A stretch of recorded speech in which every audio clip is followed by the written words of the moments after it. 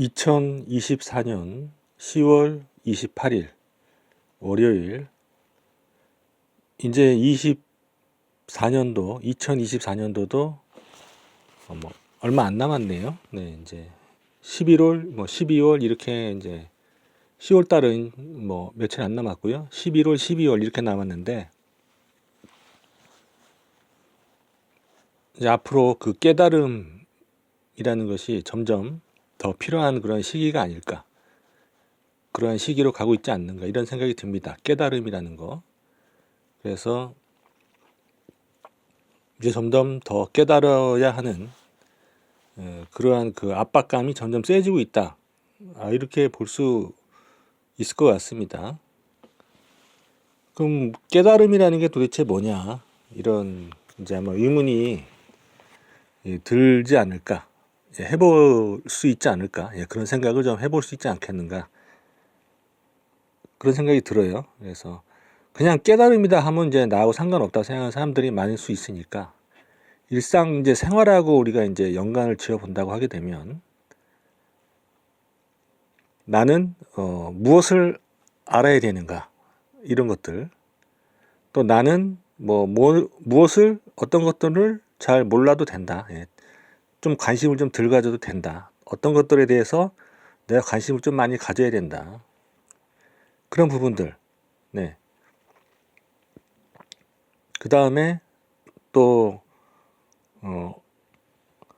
어떤 부분에 대해서 내가 좀 행동을 어떻게 할 것이냐, 행동을 어떻게 할 것이냐 하는 거, 마음가짐을 어떻게 할 것이냐 하는 거, 이런 굉장히 이제 복잡한 부분들이거든요. 이렇게 얘기를 했지만 그 하나하나가 굉장히 어떤 상황에 물려가지고 생각을 하게 되면 순간순간에 변화하고 상황에 변화하는 그러한 부분들이 있기 때문에 이것을 우리가 해왔던 그런 우리가 기존에 배웠던 방법이라고 할까요? 그런 방법으로 대처를 제대로 하기가 어려워질 수 있다라는 거죠.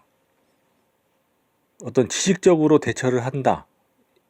예를 들어서 어떤 지식을 가지고 내가 지식을 획득해서 그 지식을 가지고 대처를 한다. 이런 게 안 된다는 거죠. 누구한테 뭘 하나 배워가지고 누구한테 어디 가서 혹은 어디 가서 뭐를 배웠다. 그것 가지고 상황에 대처를 하고 순간순간 대처하고 이런 것이 안 된다 이런 얘기죠. 대처가 안 된다. 그래서 그러면 그런 상황들에 종합적으로 대처할 수 있는 방법이 무엇이냐? 종합적으로 대처하는 데 대해서 도움을 줄 수 있는 것이 무엇이냐라고 봤을 때 깨달음이다라고 이렇게 얘기할 수 있지 않을까 이런 생각이 듭니다. 그것이 바로 그러한 것들에 대해서 굉장히 어떤 기준을 제시해주고 그 다음에 도움을 줄 수 있는 그러한 부분들이 깨달음이 아니겠는가. 생활과 관련을 지어서 본다는 말이죠. 우리가 깨달음이라는 것이 지금까지는 이제 저 멀리 있는 거, 일상생활과는 관계가 없는 거라고 생각을 할 수 있겠지만 사실은 깨달음이라는 것은 그러한 어떤 초월적인 그런 부분도 있을 수 있겠지만 일단은 만약에 이제 깨달아 보려고 사람이 했는데 아무 생활하고 관련이 없어져 가지고 생활이 불가능하게 되면은 깨달으려고 하다가 다 죽어버리겠죠. 다 죽어버렸을 거예요. 그렇지 않겠습니까? 그러나 사람들이 깨달음에 대한 길을 계속 갈 수 있었던 것은 일상생활과도 관련이 있기 때문에, 그죠? 그래서 심지어는 일상생활에서 기존보다 더 유리한 그러한 위치에 설 수도 있다는 그런 점이 있을 수 있다는 거죠. 다만 그 패턴이 바뀔 수는 있다. 내가 기존에 해왔던 그런 패턴은 바뀔 수가 있기 때문에 그거는 이제 변화잖아요. 변화하는 거니까. 그러한 부분에 대해서는 또 일말의 어떤 두려움이라든지 망설임이라든지 이런 거는 이제 있을 수 있겠지만 결국은 뭐다? 깨달았다 하는 사람들이 이제 우리 전설처럼, 그죠? 우리 역사 속에서 전설처럼 이렇게 전해 내려올 수 있는 것은 깨달음이라는 것이 일상생활과 전혀 관계가 없는 것은 아니었을 것이다.